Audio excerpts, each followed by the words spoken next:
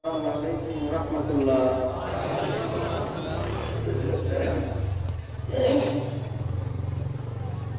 إن الحمد لله نحمده ونستعينه ونستغفره ونعوذ بالله من شرور أنفسنا ومن سيئات أعمالنا. من يهده الله فلا مضل له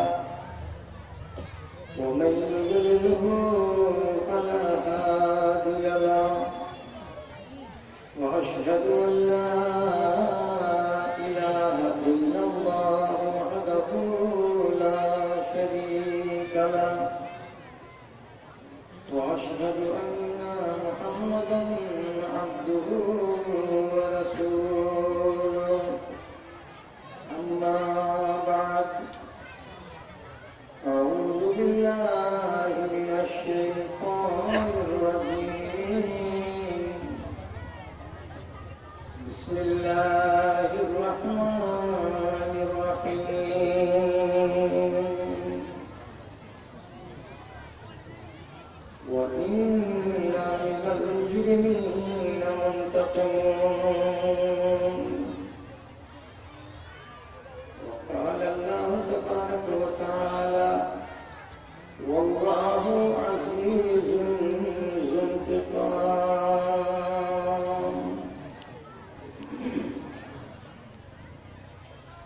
দুনিয়ার স্রোতে যদি মন ভেসে যায়, তীরে তুমি এনে দিও প্রভু দয়াময় গো, প্রভু দয়াময়।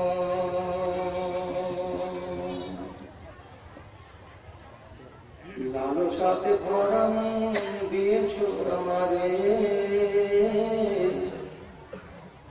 বলো তাকে ধরে আমি রাখি কি প্রকারে, আমি রাখি কি প্রকারে।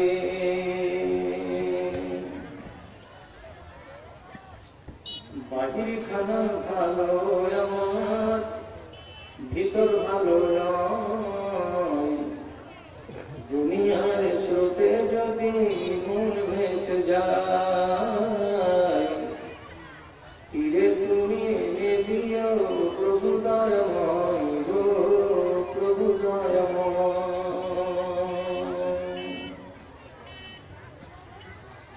আদমের ছেলে আমি, ধৈর্য জানি না, সাধু সেজে চোখ বুঝে রইতে পারি না, আমি রইতে পারি না। মন বলে মহাসুখে আয়ু হোক ক্ষয়, মন বলে মহাসুখে আয়ু হোক ক্ষয়। দুনিয়ার স্রোতে যদি মন ভেসে যায়, তীরে তুমি এনে দিও প্রভু দয়াময় গো, প্রভু দয়াময়।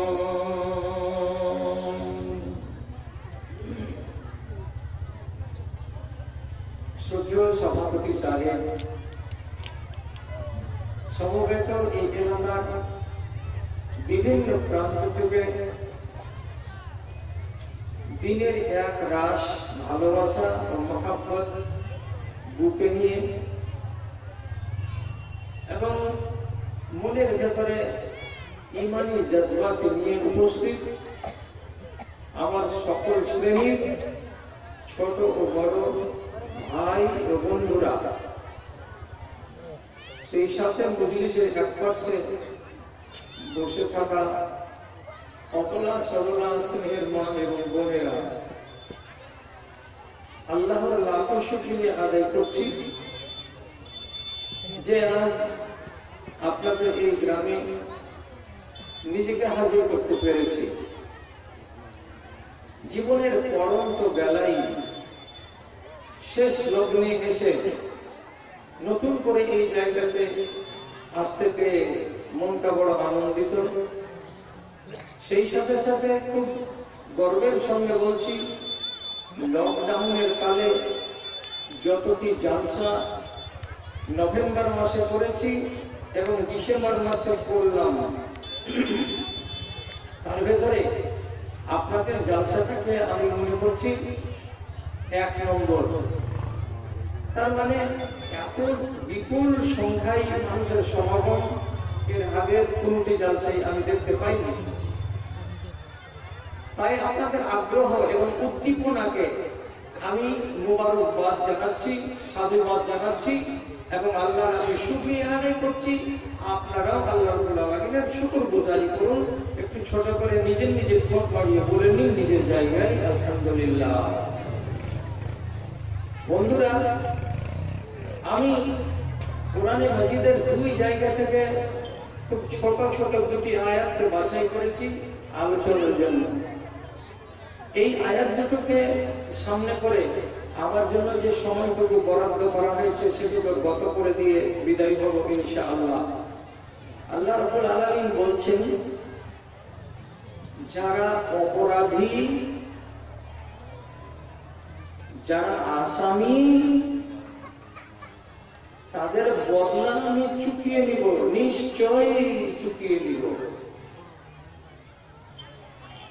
যারা আসামি তাদের প্রতিশোধ আমি নিবই নিব। একটা আয়াতের তর্জমা হয়ে গেল। আর একটা আয়াত পড়েছি, সেটা হলো কি, আল্লাহু আজিজুন যুনতিকাম। প্রতিশোধ নেওয়ার ব্যাপারে আল্লাহ রাব্বুল আলামিন একাই যথেষ্ট। কাউরি কাছ থেকে তিনি প্রতিশোধ গ্রহণ করবেন, বদলা নিবেন, তার জন্য বংশকে ডাকতে হবে, বন্ধুকে ডাকতে হবে, কোন 2 নম্বর মানুষকে ডেকে সাহায্য নিতে হবে। আল্লাহ তাআলার ওই সমস্ত দরকার নেই। আল্লাহ তাআলা বলছেন, আমি একাই যথেষ্ট, আমি একাই কাফি। আমার মন যেদিন হবে বদলা দেওয়ার, সেই বদলা আমি একাই নিয়ে নিতে পারবো এবং আমি একাই নিয়ে নিব। তাহলে বদলা নেওয়ার মতো হুঙ্কার আল্লাহ ছেড়ে রেখেছেন কোরআন মাজিদে। কার বদলা নেবেন? যারা অপরাধী তাদের বদলা নেবেন। তাহলে এতটি লোক আমরা বসে আছি এখানে, আমরা তো নিজের মনের কাছে প্রশ্ন করতে পারি, আমি কি অপরাধী? আমি কি আসামি? আমি যদি আসামি হই তাহলে আল্লাহ বদলা নেবেন। আমি যদি অপরাধ করে থাকি তাহলে নিশ্চয়ই আল্লাহ তাআলা আমার বদলা নিয়ে নেবেন। তো আমি অপরাধী কিনা, আমি আসামি কিনা, এই জিনিসগুলো আল্লাহর বিধানের মধ্য দিয়ে আপনাকে দেখতে হবে আর জানতে হবে আর শিখতে হবে। আপনি এখানে বসে বসে ফয়সালা করে নিতে পারবেন যে আমি আসামি না আসামি নই। কতগুলো ছোট আসামি, কতগুলো মেজ আসামি, কতগুলো বড় আসামি, যে যেমন অপরাধ করবে তার বদলা তেমন করে আল্লাহ রাব্বুল আলামিন নিয়ে নেবেন। ছোট অপরাধের ছোট বদলা আর বড় অপরাধের বড় বদলা আল্লাহ নিবেন। এ কথা আল্লাহ তাআলা কোরআন মাজিদে স্পষ্ট করে দিলেন। কাকে বলে আসামি আর কাকে বলে অপরাধ, এই কথাটা যদি তর্জমা আপনাকে শোনাই তাহলে প্রথমে এই কথাটা শিখে নিন।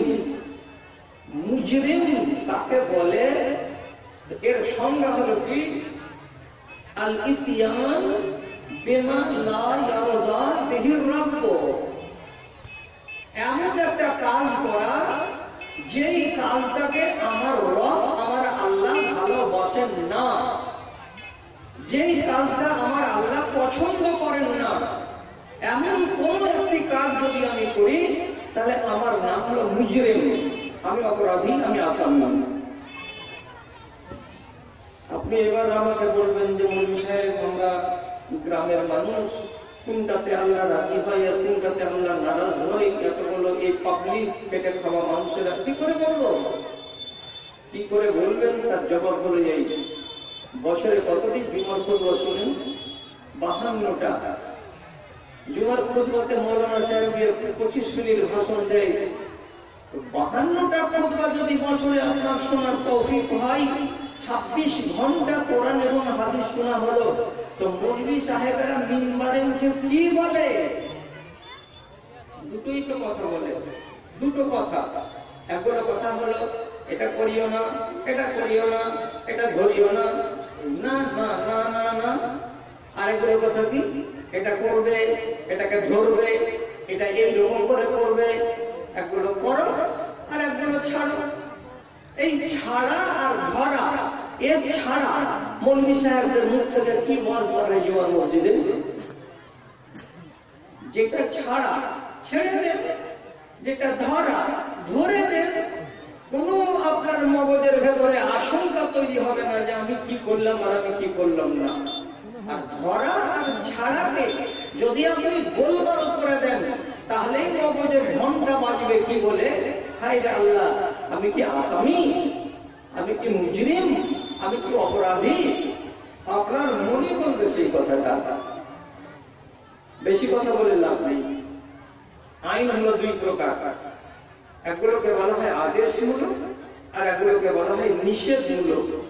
আল্লাহ তাআলা কিছু কথা নিষেধ করেছেন আর আল্লাহ তাআলা কিছু কথা আদেশ করেছেন। আপনি আদেশকে আদেশের মতো করে মানুন, নিষেধকে নিষেধের মতো করে মানুন, আপনি নেককার। আদেশকে ছেড়ে দিবেন, আপনি পাপী।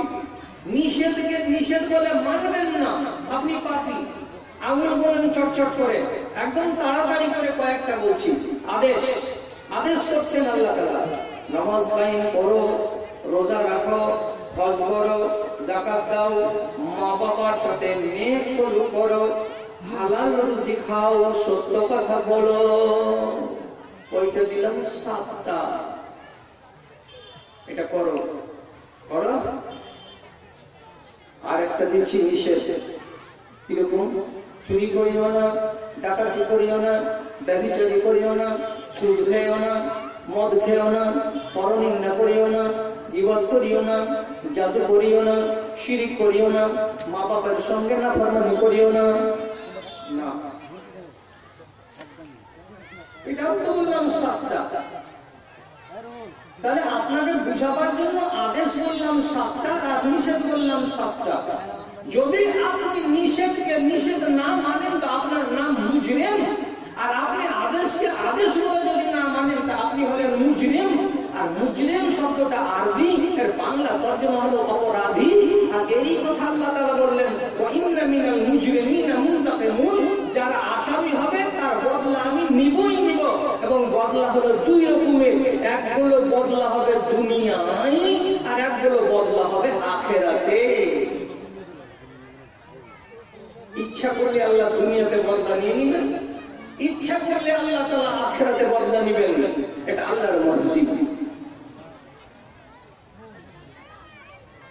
সারাটা আরবের লোক ছিল অপরাধী, আল্লাহর কানুনকে তারা মানত না। সারাটা আরব জাহানের লোক, মানে যেখানে নবীজি জন্মেছেন সেই জায়গার কথা বলছি, অন্য জায়গার কথা নয়। মক্কা নগরী এবং মক্কা নগরীর আশেপাশে যত এলাকা ছিল সেই জায়গার কথা বলছি, যে সেখানকার একটা লোক ভালো মানুষ ছিল না, ইল্লা মাশাআল্লাহ, দুটো একটা কথা বাদ, বাকি সবাই ছিল আসামি। এই আসামিগুলোকে আল্লাহ তাআলা আসামির খাতা থেকে নাম কাটিয়ে নেককার মানুষ বানাবেন বলে কোরআনে দিয়ে দিলেন। আর এই কোরআনের ভেতরে একটা একটা করে বিধান আসতে লাগলো, আর ওইগুলো কানুন হয়ে গেল। আর এই কানুনগুলো বনি আদমকে অর্থাৎ উম্মতে মুহাম্মাদীকে আল্লাহ তাআলা ধরতে বললেন। আর ধরে ধরে ধরে ধরে ধরে ধরে তাদেরকে বললেন, তোরা আসামি থেকে নামটাকে উঠিয়ে নাও, তোমরা ভদ্র মুসলমান হয়ে বাঁচো। আমার কথা নয়,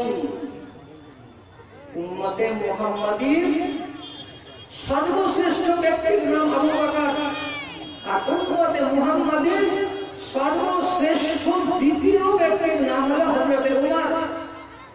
এবং আল্লাহ নবী নিজে বলছেন, প্রত্যেক নবীকে আল্লাহ রাব্বুল আলামিন একটা করে মুহাদ্দিস দিয়েছিলেন, আর এই উম্মতের মুহাদ্দিস কে? হযরত উমর। এই উম্মতের ভেতরে অর্থাৎ নবী বলছেন, আমার উম্মতের ভেতরে মুহাদ্দিস, জ্ঞানী, পণ্ডিত, বিদ্বান ব্যক্তিটাকে হযরত উমর নিজে বলছেন, কুন্না কাউন আযাল আ'যাল্লাহুল ইসলাম, আমাদের মতো ছোট লোক আল্লাহর দুনিয়াতে কেউ ছিল না, আমাদের মতো নোংরা জাতি আল্লাহর দুনিয়ায় কেউ ছিল না, আমাদের মতো বাদতাহজিব, আমাদের মতো অসভ্য, আমাদের মতো বর্বর জাতি আল্লাহর দুনিয়ায় কেউ ছিল না। একে একে কোরআন এলো আর আমরা কোরআনকে আঁকড়ে ধরে নিলাম। কোরআনকে যখন নিজেদের জীবনের সংবিধান হিসাবে মেনে নিলাম, তখন আমাদের গা থেকে ওই বর্বরতা চলে গেল, আমরা অসভ্যতার গ্লানি থেকে মুক্ত হয়ে গেলাম, আর আমরা সেদিন থেকে বড় লোক হয়ে গেলাম। পৃথিবীর মাটিতে আমাদের মতো বড় লোক আর কেউ নাই। আল্লাহর জমিনে যদি বড় লোক থাকে তো কারা? তো মুসলমানের বাচ্চারা, যারা আল্লাহর কোরআনকে অক্ষরে অক্ষরে পালন করে নেয়। যত কোরআনকে ধরলাম তত বড় লোক হলাম, আর যতদিন কোরআনকে ধরতে শিখিনি, কোরআনকে চিনিনি, ততদিন আমরা কি ছিলাম?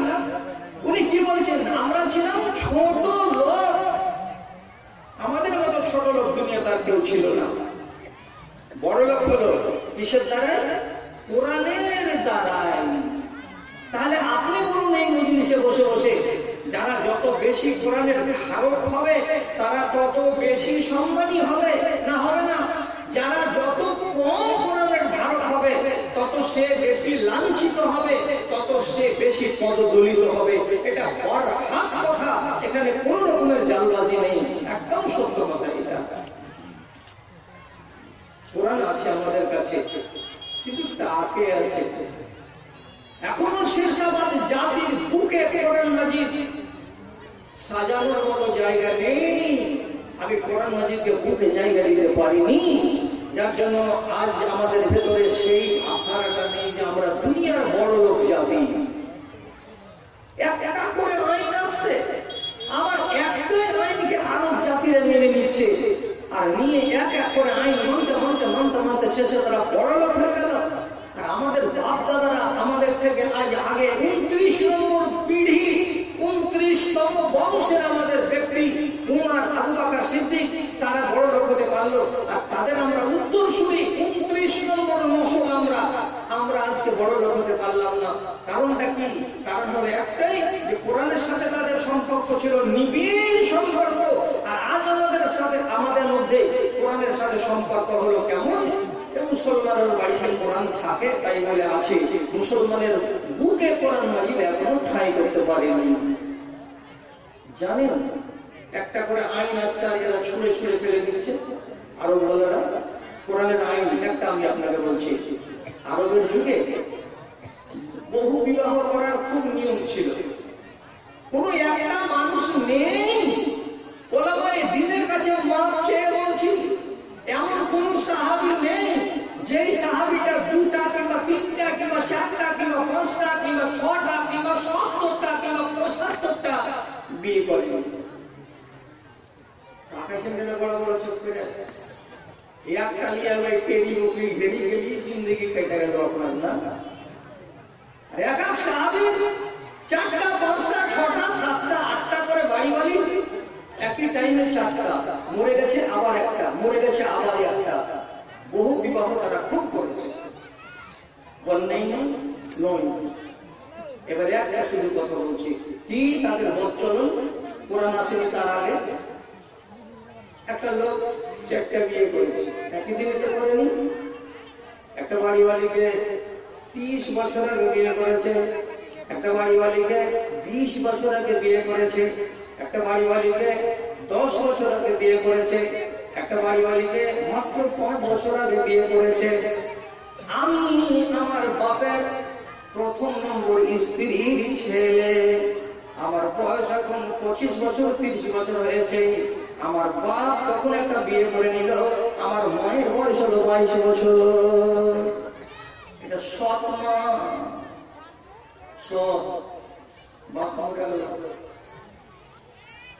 এবার ওর মা কিছুদিন থাকার পরে বলবে, এখানে আমার কে আছে, আমি নিজের বাপের বাড়ি চলে যাই। স্বামীটা ছিল মরে গেল, এখানে তার লেনা দেনা কিছু নেই। যখন বাপের বাড়ি চলে যাওয়ার জন্য তৈরি হয় অবতর, তখন ওর মরে যাওয়া স্বামীর বেটা, মানে সৎ বেটা, মাকে যে মাকে 4 বছর থেকে আছিস, বাপে যে ছিল তো বাপের বাড়ি হয়েছিলি, এখন বাপ মরে গেল তো তোর স্বামী আর নাই, তো এখানকার যাবে কি করতে? এখানকার গলি বাড়ি আঙ্গা ঘরের সাথে তোর ময়া বসে গেছে, আমাদেরও ময়া বসে গেছে, তো এই বাড়িতেই থাক। আর একটা বেটি ছেলে দিনের স্বামীতে তো থাকতে পারবে না, তো সব কথা বাদ দে, আমি আমার বাপের বড় বেটা, আমি তোকে বিয়ে করে দিয়েছি, এখন তুই এসে আমার বাড়ি বাড়ি হয়ে থাক। তাহলে বাপ যাকে স্ত্রী করে বিছানায় নিয়ে সুখ করেছে, বাপ মরে যাওয়ার পরে ওই মেয়েটাকে নিয়ে সুখ করবে কে? ওই বেটা। এতটুকু আমি আল্লাহর কোরআন বরদাস্ত করতে পারছে না। আল্লাহ রাব্বুল আলামিন এটাকে অপরাধ হিসেবে স্বীকৃতি দিচ্ছেন, এই জন্য বিধান আসছে। বিধান প্রথমে কি এলো?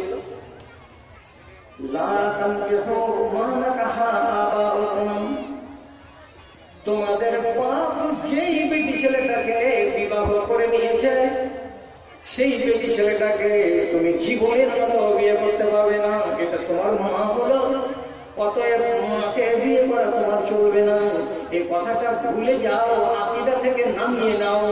ওকে বাড়িতে রাখো যদি, তো সম্মানের সাথে রাখো, বিনা বিবাহ করে রাখো, আর নিজের মাকে কোনদিন বিবাহ করো না।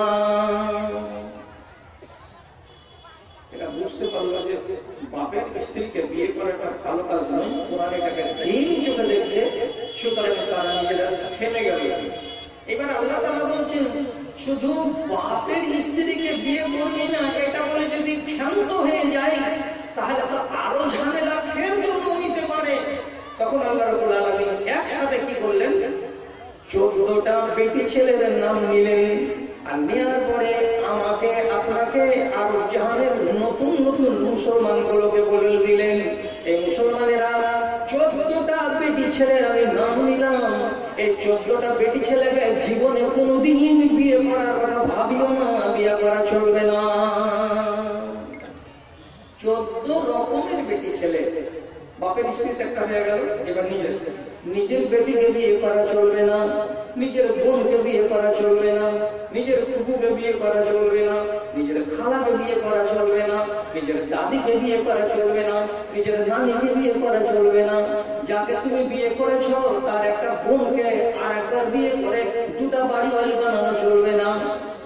তোমার ভাগ্নিকে বিয়ে করা চলবে না, তোমার ভাতিজিকে বিয়ে করা চলবে না, তোমার নাতনিকে বিয়ে করা চলবে না, তোমার ছেলের মেয়েকে বিয়ে করা চলবে না, তোমার খালাকে বিয়ে করা চলবে না, তোমার শাশুড়িকে বিয়ে করা চলবে না, এবং যেই নারী তোমাকে দুধ পান করিয়েছে সেই নারীকে বিয়ে করা চলবে না, সেই নারীর কোন মেয়েকে বিয়ে করা চলবে না।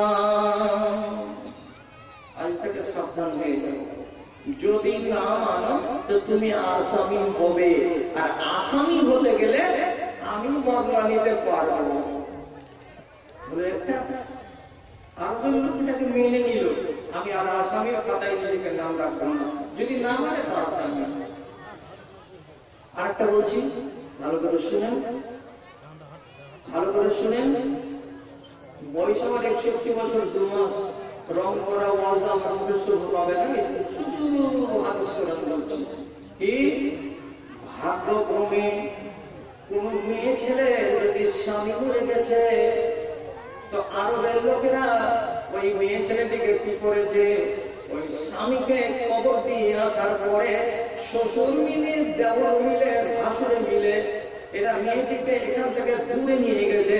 1 কিলোমিটার দূরে জঙ্গলে মাঠের ময়দানে একটা ঘর বানিয়ে দিয়েছে, ওখানে মাটির বাসন দিয়েছে, মাটির পেয়ারা দিয়েছে, মাটির কলসি দিয়েছে, আর কিছু খানা পানি দিয়ে দিয়েছে, আর দেওয়ার পরে তার উপরে আইন চাপিয়ে দিয়েছে, এই বেটি ছেলে তুমি কপাল পুড়ি, তুমি হয়তো ভাবিনি তোমার স্বামী মরে গেছে, সুতরাং তোমার মতো এই নাপাক কপাল পুড়ি মেয়ে ছেলেটাকে শুদ্ধ যদি করা যায়, তাহলে এইভাবেই শুদ্ধ করতে হবে।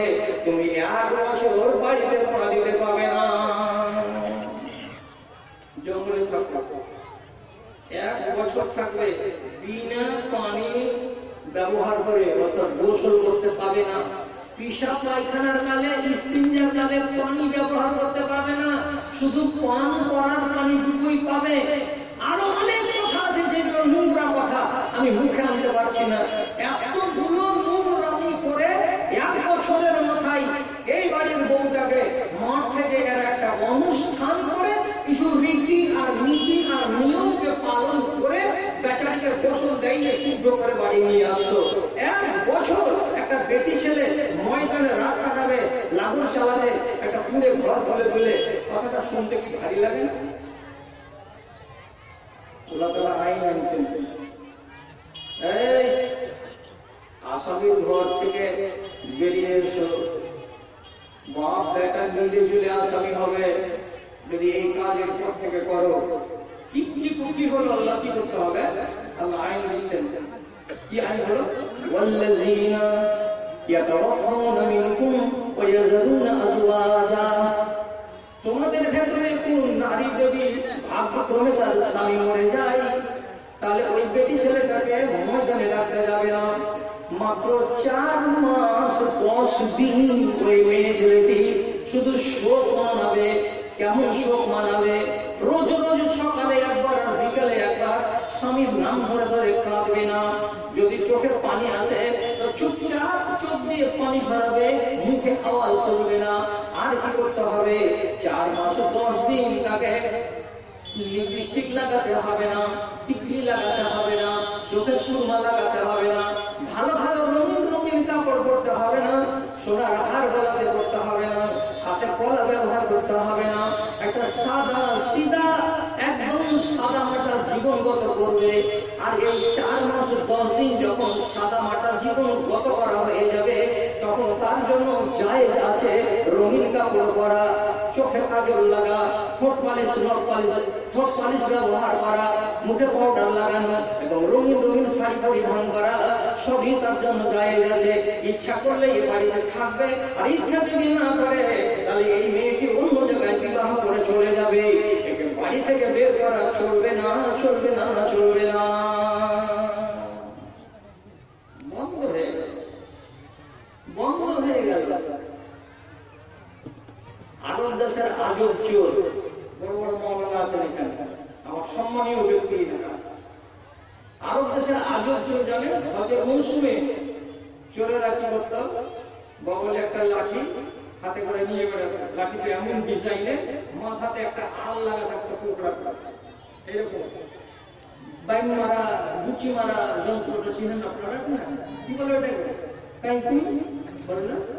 এইরকম একটা অস্ত্র লাগানো আছে লাঠির মাথায়, আপনি ধরতে পারবেন না। লাঠি নিয়ে হাঁটছে তো হাঁটছে, ঠিক আছে, আবার যখন কেউ এখানে মাল পড়ে আছে, তো মাল পড়ে থাকতে গেলে মালটাকে হাত দিয়ে তুললে তো অসুবিধা আছে, এবার লাঠিটাকে ছেঁচড়াতে হবে। লাঠিটাকে যদি ছেঁচড়িয়ে হাঁটে তো মূল দিক দিয়ে আছে, মুখটা উল্টো দিকে আছে, আমার ব্যাগটা এখানে পড়ে আছে, আলটা ব্যাগে লেগে যাবে। আর ব্যাগে আলটা যদি লেগে যায়, লাঠির সাথে সাথে ছেঁচড়াতে খানিকটা দূর চলে আসবে। আর যদি 4 হাত 5 হাত দূরে চলে আসে তো লাঠিটাকে ছেড়ে ঘাড়ে করে নেবে। আর লাঠিটাকে ছেড়ে যদি ঘাড়ে করে নেয় তো দুনিয়া সব করবে, বলি ব্যাগ ঘাড়ে করে নিয়ে আসে লাঠিরা গেলে। কি ভদ্র চুরি, কি ভদ্র চুরি! চুরির তরিকাটা কত সুন্দর। হ্যাঁ, এভাবে চুরি করতো। চুরির সীমানা ছাড়িয়ে গেল। কতদূর সীমানা ছাড়িয়ে গেল? একগুলো লোক এত দূর নোংরামিতে নেমে গেল যে আরবে কোরআন আসার আগে, শরিয়ত আসার আগে, সেই দেশের লোকেরা মরা মুরতাদের গা থেকে 8 মিটার কাপড়ের কাপড়কে যদি খুলে নিতে পারে অনেক সংসারের কাজে আসবে। এই জন্য কেউ যদি টাকা কবর কাউকে দিয়ে আসে তো রাতের বেলায় দিয়ে পাটা মুন্ডাকে সরিয়ে মুরতাদের গা থেকে কাপড় খুলে নিল, আর নেওয়ার পরে নাঙ্গা করে তাকে ফেলে দিয়ে চলে এলো। মাত্র 7 থেকে 8 মিটার কাপড়ের জ্বালায়। এর থেকে নোংরা চোর আল্লাহর দুনিয়ায় কে আর হতে পারে? এর থেকে নোংরা মানুষ আল্লাহর দুনিয়ায় আর কে হতে পারে? এটা হলো চরম অপরাধ। অন্যদের মালকে এইভাবে লুট করে নেওয়া। আল্লাহ আমাকে কানুন আনছেন, কি বলে?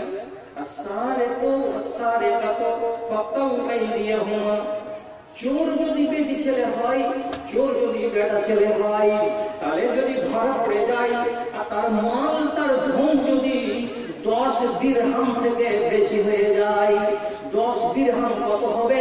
আগেকার যুগের টাকাটাকে হিসেব লাগাতে গেলে বর্তমান জামানাতে মোটামুটি একটু কম এবং বেশি 1000 থেকে 1200 টাকা, এত টাকা দামের যদি জিনিস চুরি করে নেয়, আল্লাহ তাআলা বলছেন তার বাম হাতখানাকে কবজি পর্যন্ত কেটে নাও, আর কেটে নেওয়ার পরে কাটা হাতখানাকে সুতা দিয়ে বেঁধে তার গলায় ঝুলিয়ে দাও, আর দিয়ে তাকে বাড়ির দিকে রওনা করে দাও।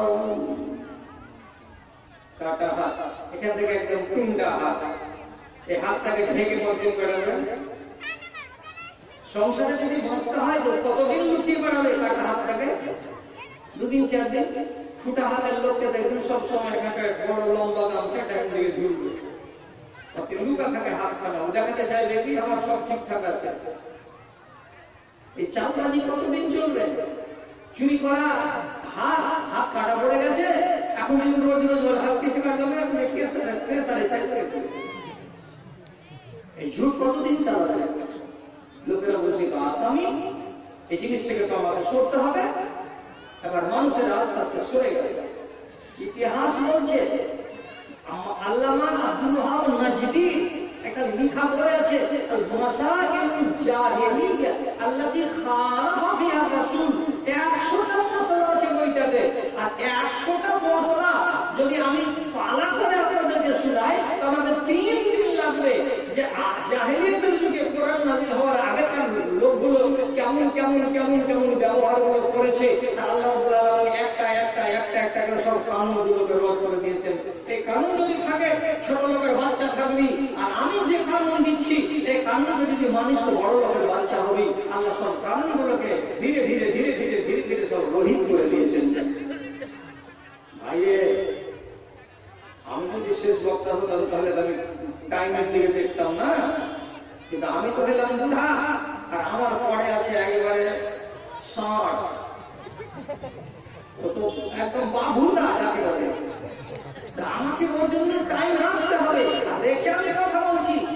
সেই কথা বলতে গিয়ে কি বলছি যে এই কোরআন আসার আগে একটা যুবতী বেটি ছেলে এই বাড়ি থেকে 4খানা বাড়ি দূরে যেতে পারতো না নিজের ইজ্জতটাকে বাঁচিয়ে। কি বুড়া আর কি ছোড়া! আবরুকে লুটে নেওয়াটা আরব দেশের লোকের কাছে যেন খেলা। এরা পরোয়া করতো না নারীদের ইজ্জতকে লুটতে। শেষে আল্লাহ কোরআনে আইন এলো, কতদিন তোরা আসামি হয়ে থাকবি, কতদিন তোরা অপরাধী হয়ে থাকবি। আল্লাহ কানুন আসছে তোদের কাছে দেয়া। কি কানুন এলো? এক এক করে সূরা আহজাব আর সূরা নিসাতে 6 থেকে 7টা আয়াত নাযিল হলো, এবং সেই আয়াতের সাথে সাথে হাদিস নাযিল হলো। দেয়ার পরে সংক্ষিপ্ত কথা আল্লাহ তাআলা নবী কি জানালেন? একটা নারীর ইজ্জতকে লুটে নেওয়া অনেক দূরের কথা, অনেক দূরের কথা। বরং একটা আজনবী বেটি ছেলের দিকে যদি তুমি নজর দিয়ে তাকাও, তাহলে তোমার এই চোখকে কিয়ামতের দিন আসামি হিসেবে আল্লাহর দরবারে খাড়া করা হবে। কার ঘাট দিয়ে হাদিসটা আসছে? আসছে দুনিয়ার সব সাহাবীদেরকে বাদ দিয়ে আল্লাহ রাসূল নিজের জামাই বাবু হযরত আলীর মাথা দিয়ে প্রকাশ করছেন। আলীকে ডেকে বলছেন, আমার জামাই বাবু আলী, ফাতেমার স্বামী, কান খুলে শোনো। ইয়া আলী, লা তুতবিহিন নাযারাতুন নাযারাতা। কোন একটা নারীর দিকে একবার যদি চোখ চলে যায় আর ওর চেহারাটা যদি তোমাকে খুব ভালো লাগে, সাথে সাথে চেহারাটা থেকে ওই চেহারা নজরটাকে ফিরিয়ে নাও। আবার ফিরিয়ে নেওয়ার পরে পুনরায় যদি সেই নারীর দিকে লালসার দৃষ্টি দিয়ে তুমি তাকাও, তাহলে তোমার এই নজরকে আসামি সাব্যস্ত করা হবে এবং কিয়ামতের জন্য তাকে জিজ্ঞাসাবাদ করা হবে। তুমি সাবধান হয়ে যাও। তাকানো দূরের কথা, ব্যবহার করা দূরের কথা, তাকানো যাবে না।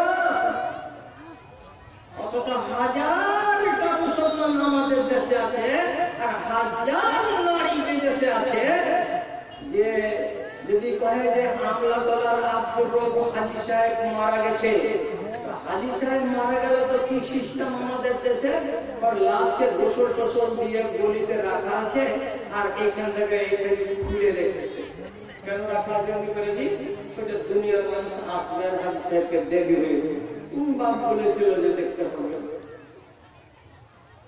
ঝাঁকে ঝাঁকে ব্রিটিশের আসছে ভগবানপুর থেকে, জিজ্ঞেস করে কোথায় যাওয়া তো রাখি হয়েছে, উল্টে জবাব দেবে কেন শুনুনি নাকি আমরা তো আর যে রোগ হাজি মরে গেছে, তো রোগ হাজি তো মারতে হবে। এক এক মরা মানুষকে দেখার জন্য ওই গ্রাম থেকে 50টা বেটি ছেলে সাড়ে সাড়ে আসবে, আর এসে মরা মানুষের লাশকে দেখতে লোক ভাড়া দিচ্ছে, বেটি ছেলে পিলা আছে, মা বোনেরা আছে, একটু দেখবে একটু দেখবে। কি কোরআনের আইন? কোরআনের আইনটা কি? একটা বেটি ছেলে কোন একটা বেটা ছেলেকে যদি জীবন্ত অবস্থায় দেখতে না পাই, তাহলে মরার পরেও সে তাকে দেখতে পাবে না।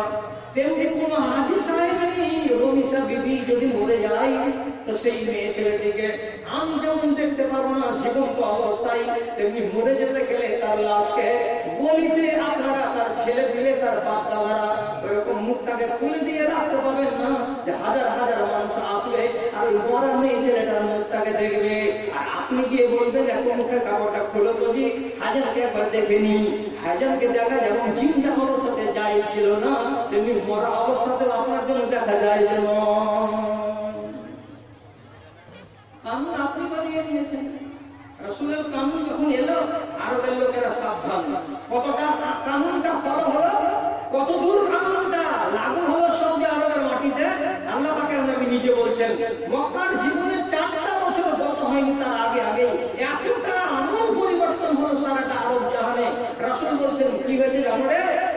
হাত্তা তুসাফিরাল মারাত মিন মক্কাতা ইলা হাদরামাউত ওয়ালা তাখাফুনা ইল্লাল্লাহ। এই মানুষেরা শুনো, এটা হলো কাবা, কাবার চারিদিকে মানুষেরা তোয়াফ করতে আসে। এখান থেকে 7 দিনের রাস্তা ইয়ামান দেশের সানা নগরী থেকে একটা বেটি ছেলে আসবে কাবাতে তোয়াফ করার জন্য, তো সাথে স্বামীকে নিয়ে আসবে না, সাথে ভাইকে নিয়ে আসবে না, সাথে দাদাকে নিয়ে আসবে না, একাই উঠে চড়ে আসবে, আর একাই আল্লাহর ঘরের তোয়াফ করে আবার 7 দিনের রাস্তা বাড়ি চলে যাবে। কিন্তু তার দিকে নজর দিয়ে তাকাবার পর্যন্ত লোক হবে না, তার ব্যবসাকে লুটে নেওয়া তো দূরের কথা, আর ইজ্জতকে বরবাদ করা তো অনেক দূরের কথা। একাই যাচ্ছে একাই আসছে, একাই যাচ্ছে একাই আসছে, এরা তারা তো বেটি ছেলের দলেরা। আচ্ছা 7 দিনের রাস্তা একটা বেটি ছেলে একাই হেঁটে যাবে আর একাই হেঁটে আসবে। আপনি আমাদের মালদাতে মুর্শিদাবাদে দিনাজপুরে একবার কল্পনা করে দেখেন তো, মনে মনে কল্পনা করে দেখেন তো, কি কল্পনা করবেন? এটা গ্রামের নাম আমলাবাড়ি। এখান থেকে এদিকে একটা গ্রাম আছে, গ্রামটা হলো 1.5 কিলোমিটার দূরে। আপনার এখানকার কোন একটা বেটি ছেলেকে 10টার সময় বলেন আষাঢ় মাসের কাল বড় বড় পাটের জঙ্গল, যে তো খালার বাড়িতে মাংস দিয়ে গেছে, একাই যাবে, ভাই বোন কেউ যাবে না। তো যদি যায় আর গিয়ে আবার বাড়ি ফিরে আসে, আল্লাহর কসম দিয়ে বলছি, ওই নারীর কাছে গিয়ে আপনি জিজ্ঞেস করে দেখেন তো সহি সালামতে গেছিস আর সহি সালামতে এসেছিস না কোনো দুর্ঘটনা ঘটেছে? কি জবাব হবে? সহি সালামতে একটা সাবালিকে বেটি ছেলে একাই যদি 1 ঘন্টার রাস্তা যায় আর একাই যদি 1 ঘন্টার রাস্তা ফিরে আসে, আমার চ্যালেঞ্জের সাথে কথা যে আমার ওই দেশের মেয়েটাকে সহি সালামতে এই দেশের লোকেরা যেতেও দেবে না, সহি সালামতে তাকে ফিরে আসতেও দেবে না। আবার উঠে নিবে মাটার ঘাট বলে নেই কোনো ভেদাভেদ, মাটার ঘাট বলে নেই কোনো ভেদাভেদ, অপরাধ চারিদিকে করে থই থই, প্রদীপটি হাতে নিয়ে ছুটি আমি দাঁড়ে দাঁড়ে, হাই রে কোরআনের দুনিয়াটা কই, ইমানের দুনিয়াটা কই। জানো ওরা বাস করে চামড়ার বাড়িতে, ছিঁড়ে খাবে কোন পুকুরে, রাবণের রাজ চলে সন্ধ্যায় দাপটে, ব্যভিচার চলে দিনে দুপুরে, ব্যভিচার চলে দিনে দুপুরে।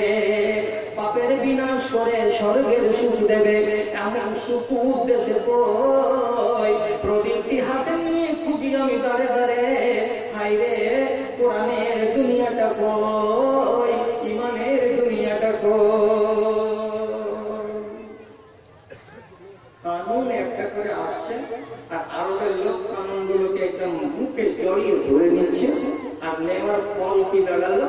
হযরত উমর বলছেন আমরা বড় লোক পেয়ে গেলাম। তার বেটাদের অবস্থা কি? ছোট লোক, মানো তো মানো না হয় পাপিয়ার সালাম।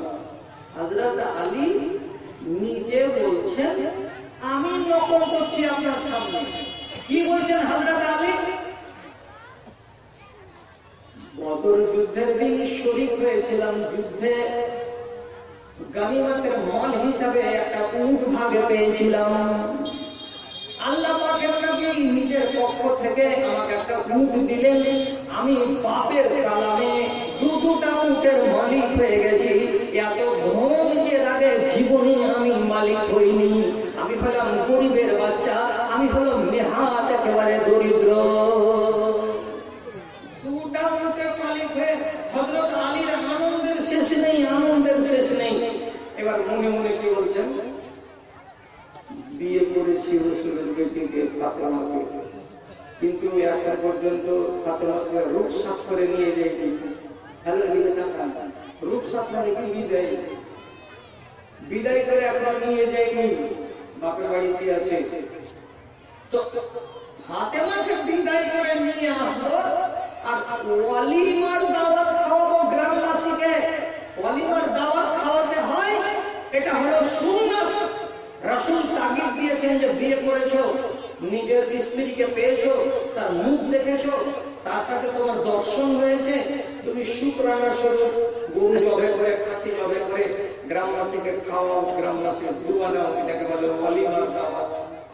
মুসলমানেরা হযরত আলীর কথার দিকে খেয়াল রাখতে পারলো না, রাসূলের কথার দিকে মর্যাদা রাখতে পারলো না।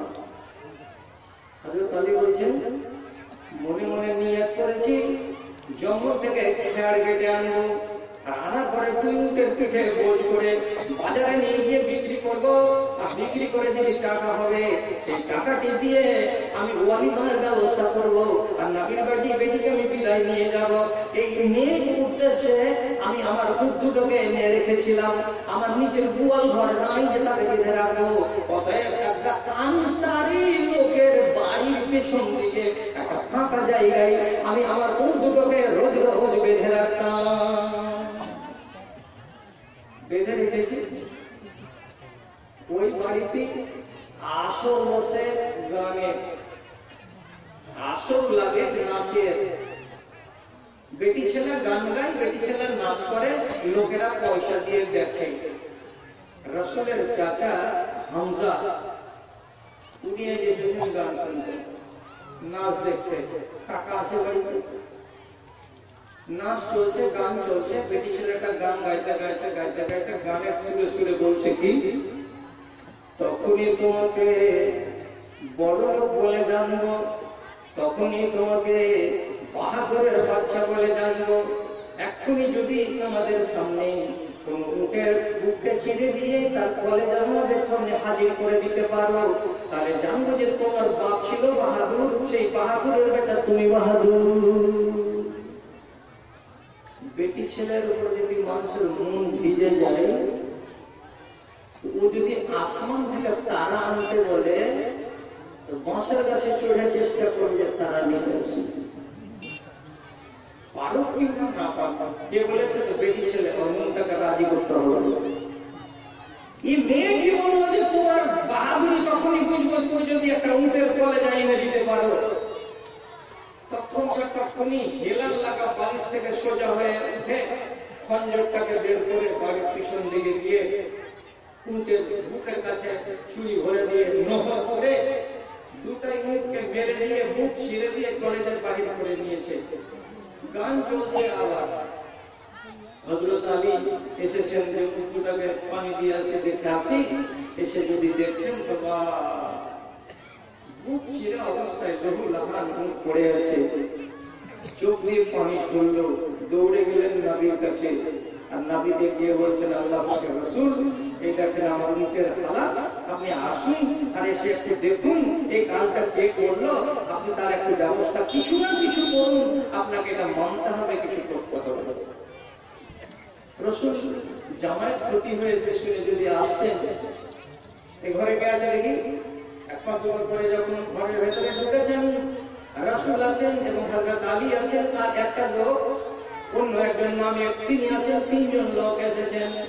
হামজা হেলান দিয়ে শুয়েছিল, আর গাওয়াইয়া বেটি ছেলেটা তার সামনে গান গাইছিল। আর রাসূলকে দেখা মাত্রই গান থেমে গেছে। আর রাসূলকে দেখা মাত্রই হযরত হামজা ওই হালাতে তাকিয়ে তাকিয়ে বলছেন, মা আনতুম ইল্লা আবিদুন লিআবাই, কে তোমরা হে আমার বাপের চাকর ছাড়া তো আর কেউ নও। তুমি আমার বাপের চাকর, এটাও আমার বাপের চাকর। আমার বাপের চাকরেরা কিসের জন্য এখানে এসেছো, তোমাদের কোন দরকার পড়েছে? রাসূলকে বলছেন বাপের চাকর আমার। আল্লাহ পাকের রাসূল দেখলেন যে মগজের মিটার উল্টা দিকে ঘুরে আসে, তাহলে আমাকে আমার বাপের চাকর বলতো না, কিছু খেয়ে আছে, এই জন্য তার দ্বারা এত বড় কাজ হয়েছে। রাসূল ফিরে চলে গেলেন। এখন কিচ্ছু বলা ঠিক হবে না। এই মদখোরী অবস্থায় যতই কথা বলো না কেন, ও উল্টা কথা বলবে, উল্টা কথাই বলবে। কিছুই বললেন না, রাসূল ফিরে চলে গেলেন। এই জিনিসটা যে ক্ষতিকর, মানুষের ব্যক্তি জীবনকে বরবাদ করবে এবং সর্বপ্রথম মদখোরের জীবনের অশান্তি নিয়ে আসবে তার বাড়ির সাথে। আর বাড়িওয়ালির ঝগড়াটা তারপরে সম্প্রসারিত হবে আওলাদের মাঝে, আর আওলাদের মধ্য থেকে সম্প্রসারিত হবে মা বাবার মাঝে, আর মা বাবা থেকে সম্প্রসারিত হয়ে যাবে গোটা গ্রামের মাঝে। একজন মদখোরকে কেন্দ্র করে একটা ঝামেলা হয় না, 10টা ঝামেলা হয়। আল্লাহ কোরআন বলছে, ছোট লোক হয়ে থেকে যাবি যদি এই মদ তোদের মধ্যে থাকে, থাকলে মদকে উঠা, বড় লোক হ। আল্লাহ রাব্বুল আলামিন কানুন এনে দিচ্ছেন, মদখোরের লোকেরা,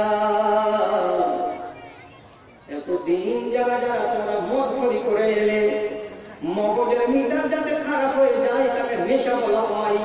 আর এই নেশাকে যদি তোমরা না ছাড়ো, তাহলে তোমাদের শারাফত ফিরে আসবে না, তোমার ভদ্রতা ফিরে আসবে না।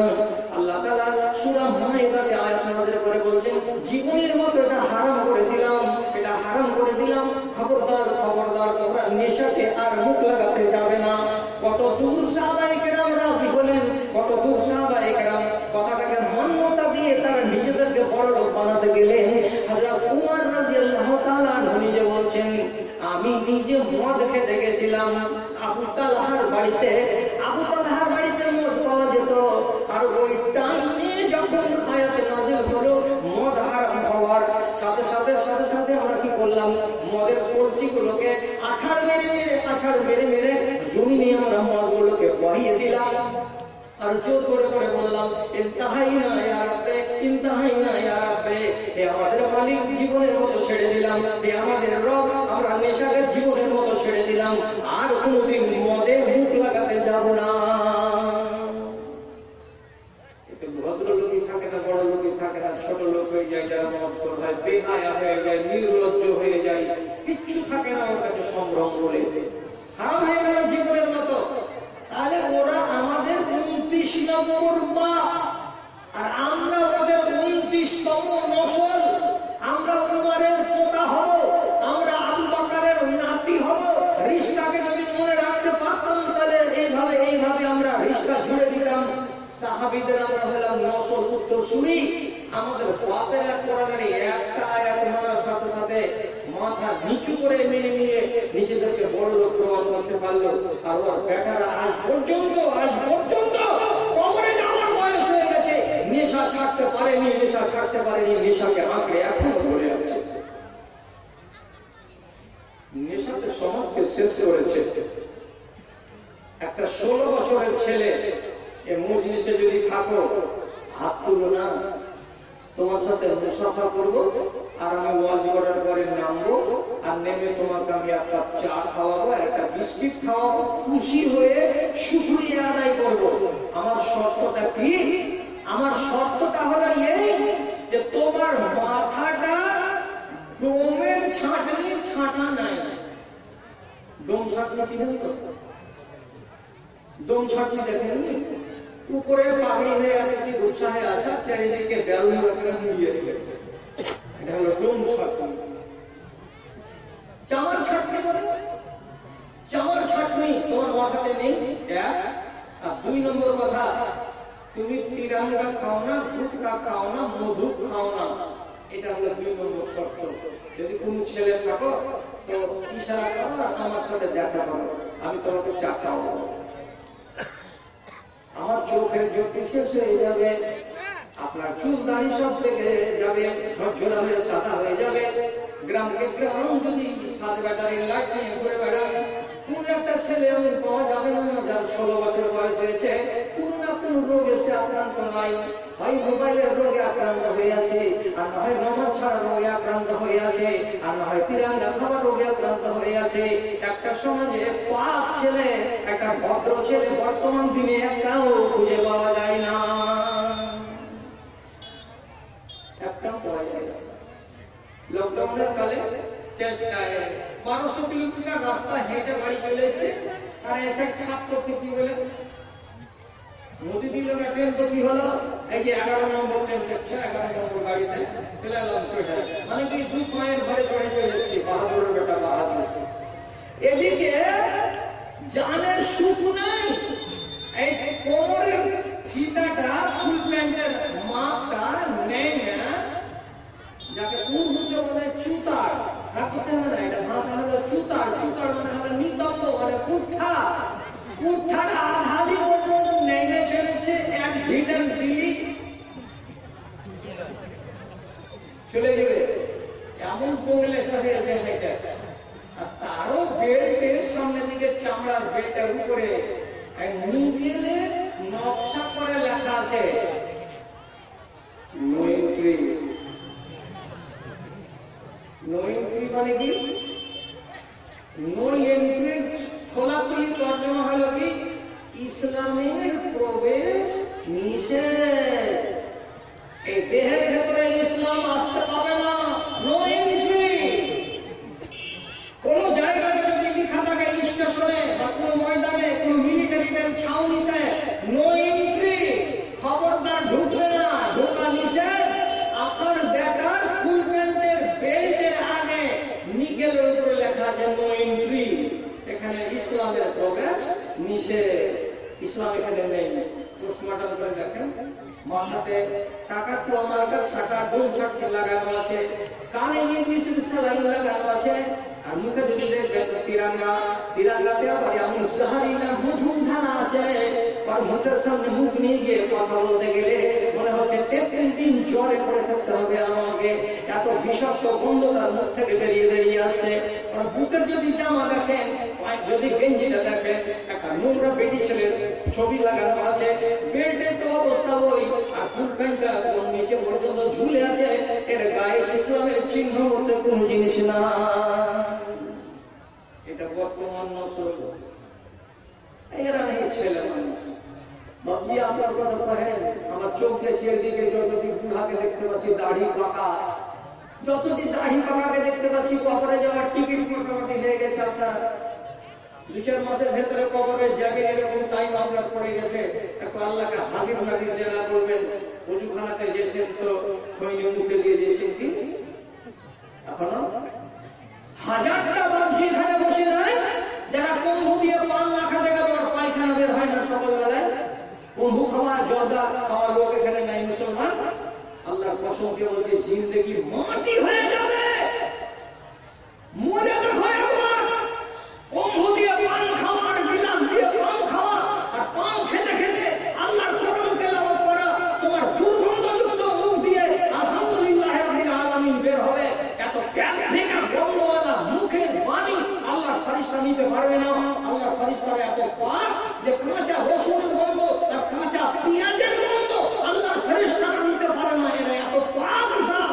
আর এই পাক ফেরেশতাদের সামনে তুমি তিলাওয়াত করছো, আর তোমার মুখ দিয়ে পচা মাসতলার 21 লিটার পুরানা পায়খানার মতো গন্ধ বেরিয়ে আসে। তামাক খাওয়া মুখ, আলহামদুলিল্লাহ রাব্বিল আলামিন কে লিখবে তোমার হাজিরে?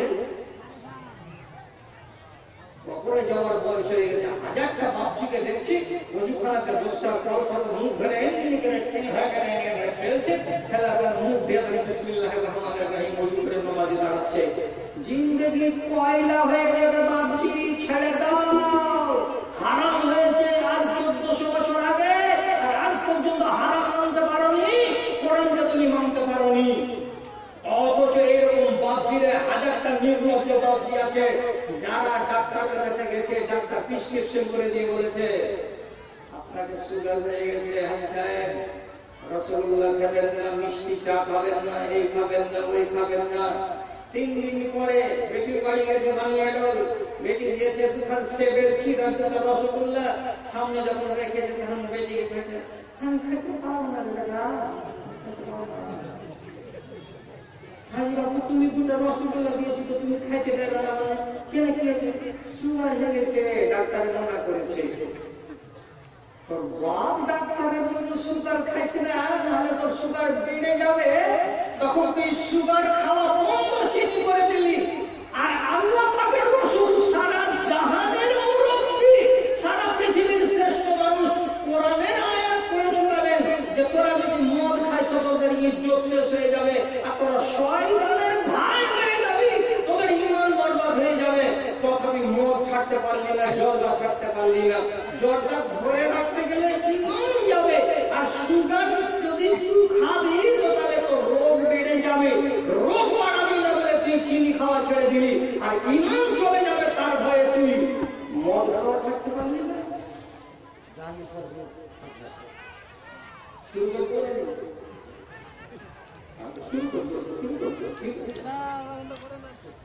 হ্যাঁ মেয়েছেলে করতে 5000 টাকা দিচ্ছিল তো কয়েক কিস্তি আছে। আচ্ছা, মেয়েছেলে করতে 5150 টাকা এসেছে আলহামদুলিল্লাহ। তো আরেকজন কে যেন জাহাঙ্গীর বলে, জাহাঙ্গীর আল্লাহ চলাবি 1000 টাকা 5000 টাকা দিয়েছেন আলহামদুলিল্লাহ। ঠিক আছে, এবার আপনারা মনে মনে প্রস্তুত হন, কেন যে যখন আদায়ের কথা চলে এসেছে মুখে তখন মনে হয় এদিকেই যেতে হবে, পরের লোকটা চলে আসছে। যা কথাটা বলছিলাম, এরা হয় অপরাধী। আল্লাহ কানুনকে না মানতে গেলে এরা অপরাধী হয়। আপনি কতদিন টাইম নেবেন আল্লাহর কানুনকে বাঁচিয়ে রাখার জন্য? আপনি নিজেকে বদলাবার জন্য আর কতদিন টাইম নেবেন? আল্লাহ একটা কথা কি বলেছেন যে আল্লাহ আজিজুল যুনতিকাম, আমি বদলা দিতে পারবো। আমাদের দেশে যদি কোনো ঝগড়া হয়, ঘাটি হয়, আমরা কি বলি? আমরা তোকে খালি কলেজ মোড়ে যদি পাই তো দেখিস তো দুর্গতিটা কি করবো। কলেজ মোড় হচ্ছে ওর এলাকা, এই এলাকাতে পেলে বদলা চুকাতে পারবে। আর যদি গৌমোহনা মোড়ে হয় ওর বাহাদুর চলবে না, ওখানে পারবে না। আপনি যদি কাউরি বদলা নিতে চান তো নিজের এলাকাতে ওকে পাবেন, তাহলে বদলা নিবেন। আল্লাহ তাআলা কি বলেছেন যে তুই আমার এলাকাতে আসবি তো তোর বদলা নিব। সবসময় আল্লাহ বলছেন তুই যেখানে থাকবি, যে হালাতে থাকবি, আমার মনটা যদি তোদের উপরে নারাজ হয়ে যায় তাহলে আমি ওই হালাতে ওই জায়গাতে আমি বদলা চুকিয়ে নেব। এমন ক্ষমতা আল্লাহ রাব্বুল আলামিন নিজের প্রকাশ করে বলছেন আমি হলাম ক্ষমতাবান। আমি দেখবো না যে সোমবার না মঙ্গলবার, আমি দেখবো না যে এটা আমার জানুয়ারি না ফেব্রুয়ারি, আমি দেখবো না যে এই জেলাটার নাম উত্তর দিনাজপুর না মালদা। আমি যদি লোকের ভেতরে দেখতে পাই অপরাধ, আর আমার যদি ক্রোধ বেড়ে যায় তাহলে আমি সাথে সাথে সেখানে আযাব নাযিল করে দেব।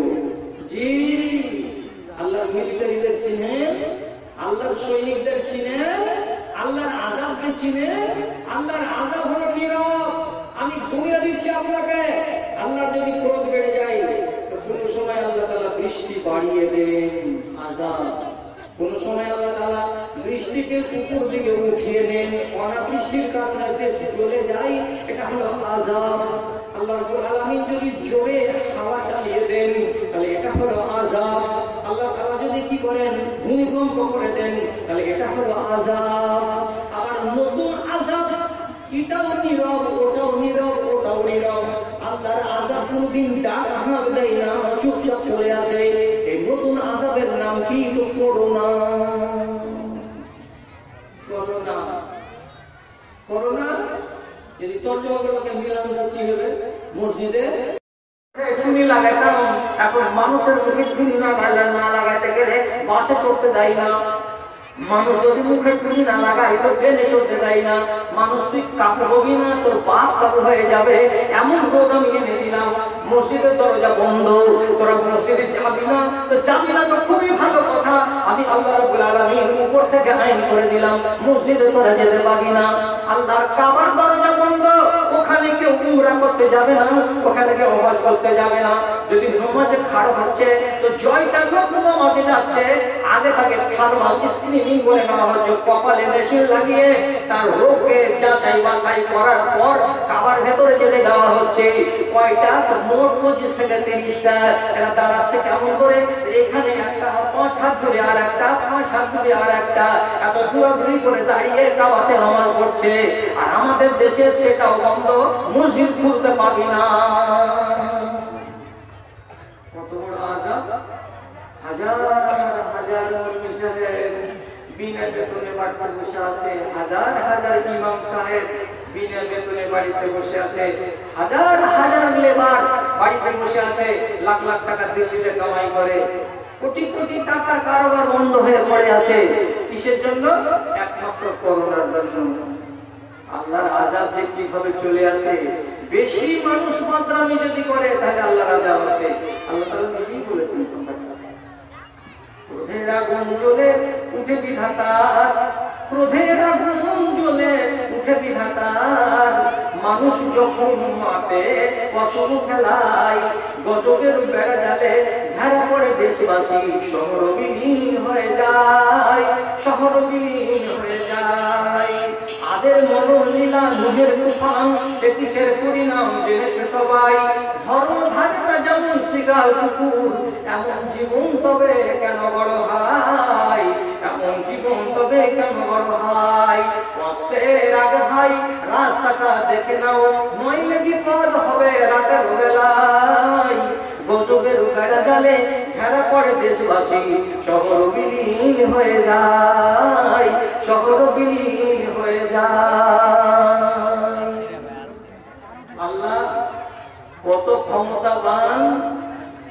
আল্লাহর ক্ষমতাকে যদি কেউ দেখতে চান যে বদলা আল্লাহ তাআলা নিবেন, কেমন করে নিবেন আর তার শক্তি কতটা, তো কোরআন মাজিদে বহু আয়াত আছে, আপনাকে বলার সময় আমার কাছে নাই। একটা চিহ্ন দিচ্ছি আপনাকে, সূরা মুলুকের ভেতরে আল্লাহ তাআলা বলেছেন, কুল আরাআইতুম ইন আসবাহা মাউকুম গাওরান ফামাইয়াতিকুম বিমাইন মাইন। এ মানুষেরা, আমি যে আল্লাহ ক্ষমতাবান, আমার যে অসীম ক্ষমতা আছে, আমি যে বদলা চলাতে পারি। রোগে দেখা যাবে ভাই খুব অসুখের জন্য এটা একটা চাঁদের গয়না আর 200 টাকা রোগে দেখা যাবে।